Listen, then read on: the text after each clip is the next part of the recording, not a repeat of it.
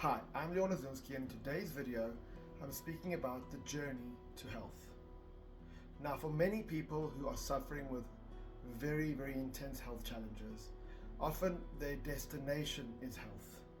But in reality, those that have been on the journey towards health always see it as a journey, because even when they get to a state of what they originally believed would have been health, they want to often improve and keep moving forward on their journey. For many people, it's very intimidating making all these changes in order to get to a place where they would really love to be at. And many people think that it takes so much to achieve so little in their health. So I want to just dispel some of those myths and just give you some practical tools to make the changes necessary to be able to get the results that you want to get.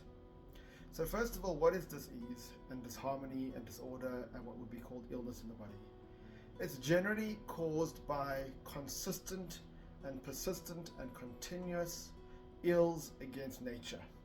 What I mean by that is that we're continuously and persistently and consistently eating things that are not right for us, thinking thoughts that are not good for us, spiritually not in the right place on a daily basis, emotionally, physically, lifestyle-wise, putting toxins in on and around our bodies on a consistent, persistent basis. And you couldn't get specific, big things that can happen, and this can happen, but generally, to get to a point of illness or dis-ease or disharmony, we're looking at consistent and persistent. So if we look at that, then we start taking on the concept of easy to do, easy not to do.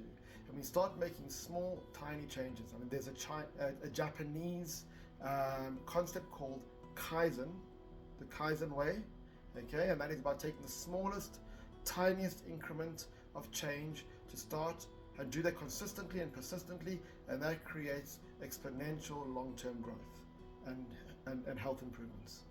So, as I said, easy to do, easy not to do. It's easy to make one choice if you had a buffet of choosing certain foods versus other foods. You're not going to get a profound change tomorrow, but that one small change is choosing this instead of this, and the difference is actually quite large.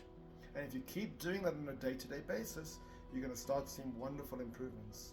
Whether it's exercise and starting off with 1 to 5 minutes a day, persistently, eventually the mind takes away the resistance and you start doing 5 to 10, 10 to 15, and that happens. But it needs to be whatever you can do at that point in time.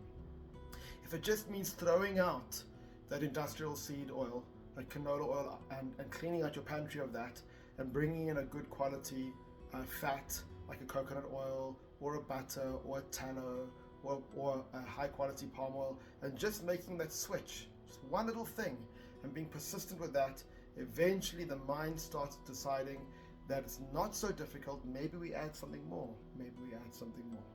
And when it comes to sunshine, for example, you know, whether you're going into winter or going into summer right now, just spending 5 minutes in fresh air and natural light a day. Maybe you can change your lifestyle, that you can go for a walk during your lunch break and get some natural fresh air and light. So these small, tiny changes made over a period of time eventually look like nothing's happening, and then suddenly you're having an improvement. Or you can continue with the daily ills, and that starts happening. And the difference is all of that. So I trust that you can make the tiniest changes. Everything is worthwhile. As I talk about that, the starfish story, when a child goes to the beach and he sees all these starfish out of the water, and he wants to throw one back, and somebody says to him, what's the point? There's so many out there. He said, one starfish at a time.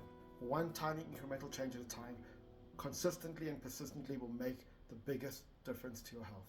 Thank you.